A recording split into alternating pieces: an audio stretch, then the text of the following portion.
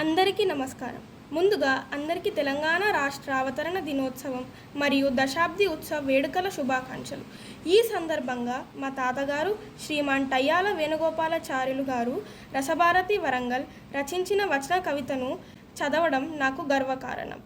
వచన కవిత పేరు తెలంగాణ జాగృతం దశాబ్ది ఉత్సవం. జాగృతమైన నా తెలంగాణ నిజాం నిరంకుశత్వానికి, నీచపాలకుల దౌత్యానికి బలైన నా తెలంగాణ అమరవీరుల రక్తతర్పణంతో, బలిదానంతో పునర్జీవి అయి జాగృతమైంది ఈనాడు.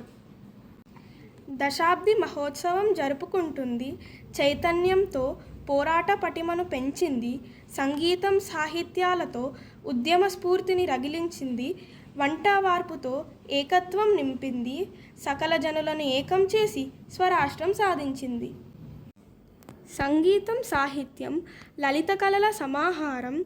భరతమాత కంఠసీమను అలంకరించిన నవరత్న సమాహారం. అద్భుతం, ఆకర్షణీయం కాకతీయ శిల్పకళ. యాదాద్రి భద్రాద్రి ఆదిదేవతల నిలయమై దక్షిణ భారతంలో ఆధ్యాత్మికత మా తెలంగాణ ప్రత్యేకత. స్వర్ణగర్భి అయిన తెలంగాణ మళ్ళీ పురుడు పోసుకుంది. నీచ రాజకీయ కబంధ హస్తాల నుండి విముక్తిమయ్యింది.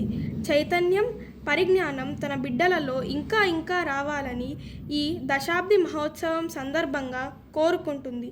తల్లి రుణం తీర్చుకునే తరుణం ఆసన్నమయ్యింది. పదండి ముందుకు, పదండి ముందుకు. జై తెలంగాణ, జై జై తెలంగాణ. ధన్యవాదములు.